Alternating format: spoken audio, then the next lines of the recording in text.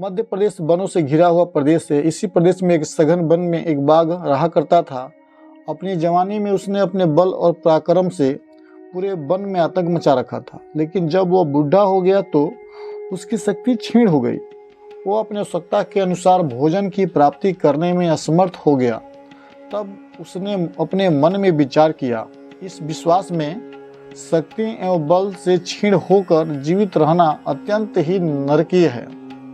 जो वन्य पशु मुझे देखकर ही भय से निश्चित हो जाते थे, वो मेरे सामने से मुझे चिढ़ाते हुए निकल जाते हैं और मैं कुछ नहीं कर सकता।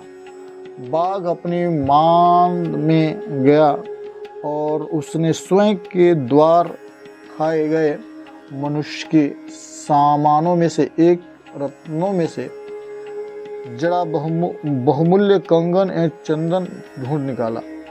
वो कंगन लेकर एक ऐसे तालाब के किनारे पहुंचा जिसके रास्ते पर लोगों का आना जाना लगा रहता था। बाघ ने स्नान किया तथा चंदन को घिस कर लगाया। दाएं हाथ में कुछ एवं बाएं हाथ में कंगन लेकर मंत्र जाप करता हुआ बोला, हे प्रार्थियों, भगवान ने यह कंगन मुझे दान करने को कहा है। जो व्यक्ति खुद को उचित पात्र समझता है वो आए और स्नान करके विधिवत दान के रूप में इस कंगन को ले जाए।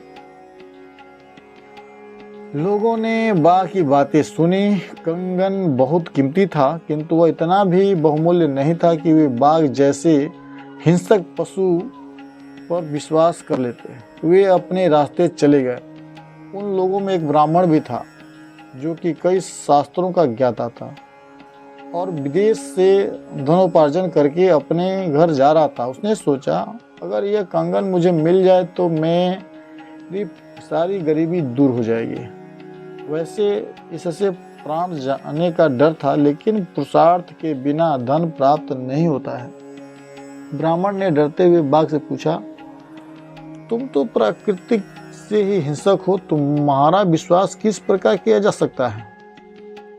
बाघ ने कहा, आपका शक करना ठीक है, इस संसार की यही रीति है। लोग अपनी मान्यताओं के बंधन में पड़े हुए हैं।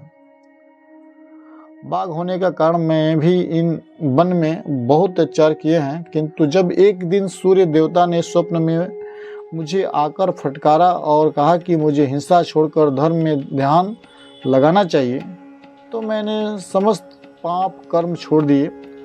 अब तो मैं इस सांसारिक जीवन से इतना निर्लिप्त हो चुका हूँ कि अपने पास रखी बहुमूल्य कंगन भी दान में देना चाहता हूँ। बाघ ने धारा प्रवाह नीति, धर्म नीति, दान, अहिंसा के महत्व पर बोलना आरंभ कर दिया। ब्राह्मण उसके वचनों से अत्यधिक प्रभावित हुआ। उसने सोचा, विद्वान और दार्शनिक प्राणी हिंसक कदापि नहीं हो सकता। वह दान लेने के लिए तैयार हो गया। तब बाघ ने कहा, वह तालाब में स्नान करके आए। उसने तालाब के एक किनारे की ओर संकेत किया। ब्राह्मण जी स्नान करके तालाब में उतरा। वह दलदल में फंस गया। बाघ यह देखकर बोला, ओह, लगता है कि तुम दलदल में फंस गए हो, ठहरो मैं आकर निकालता हूँ। इतना कहकर वह धीरे धीरे ब्राह्मण के पास आ गया।